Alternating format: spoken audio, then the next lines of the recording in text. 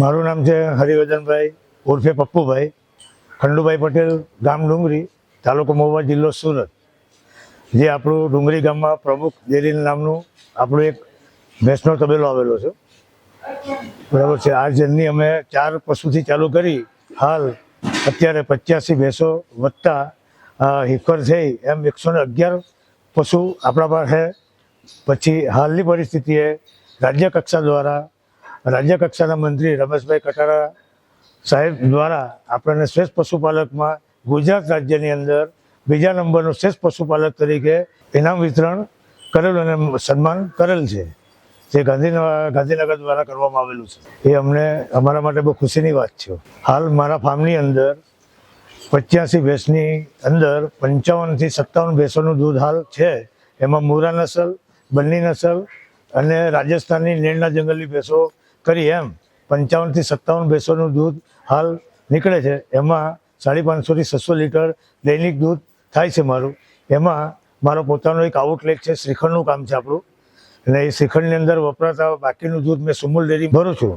અને પછી એમના એવરેજ ફેટ 7.5 થી 8.5 વચ્ચે ફેટ મારા આવે છે. એમાં ભેંસોની સંભાળ માટે સારો ચારો, સારું દ્રાણ, સારી પાણીની વ્યવસ્થા, રખરખાવ માટેની સાફ સફાઈ માટેની જરૂરી જે વસ્તુ ધ્યાનમાં લેવાની છે એ આ તબેલાને ફાર્મમાં દેખરેખ કરવા માટે 7 ભેંસોને દૂધ કાઢવાના મજૂર છે, વધતા એમના માટે એક મહેતાજી પણ રાખવામાં આવેલો હવે, જેથી કરીને પશુની સાર સંભાળ રાખી શકે અને યોગ્ય ટ્રીટમેન્ટ ટાઈમ પર કરવા માટે, બીજદાન કરાવવા માટે એક સંપૂર્ણ જવાબદારી એમના માટે છે.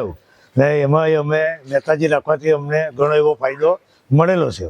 શ્રીખંડની અંદર અમે શ્રીખંડમાં 18 અને મઠ્ઠામાં 9 જાત બનાવી એમ 27 જાતના શ્રીખંડ મઠ્ઠાનું અમે વેરાયટી બનાવીએ છીએ. એમાં એક અમારો આઉટલેટ બારડોલીની અંદર છે, જે પ્રમુખ ડેરીના નામે છે, અને ડુંગરી જ્યાં મારું ફાર્મ છે ત્યાં. અને અમે વાર્ષિક 25 થી 35 હજાર કિલો શ્રીખંડનું ઉત્પાદન કરી, સેલિંગ કરી, સારી ક્વોલિટી આપી ગ્રાહકને સંતોષ છે. એમાં મારું મંથલી 18 થી 20 હજાર લીટર દૂધ ઉત્પાદન થાય છે. એમાં મારા આઉટલેટની અંદર વપરાતા જે કંઈ દૂધ વચ્ચે છે હું સુમુલ ડેરીને આપું છું.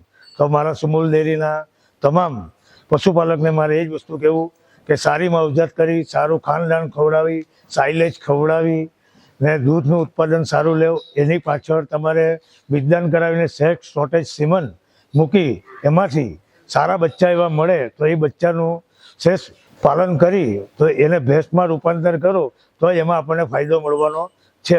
સેક્સ સીમન એક એવા ડોઝ છે જે મેં પણ વિશ્વાસ નહીં કરતો હતો. હાલ પરિસ્થિતિની અંદર મેં 11 ભેંસની અંદર સેક્સ સીમન શોર્ટેજ મુકાવી, એમાં મને 6 ભેંસમાં રિઝલ્ટ મળેલું છે. હવે સેક્સ સીમન એક એવા વસ્તુ છે કે જેના થકી સારી ઓલાદ આપણને મળે. એ સારી ઓલાદ મળવાથી આપણું સારું દૂધનું ઉત્પાદન થાય. એના થકી આપણે એનો વંશ વેલો એના થકી વધે તો એ પશુપાલકને વધુ પડતું ફાયદો થશે.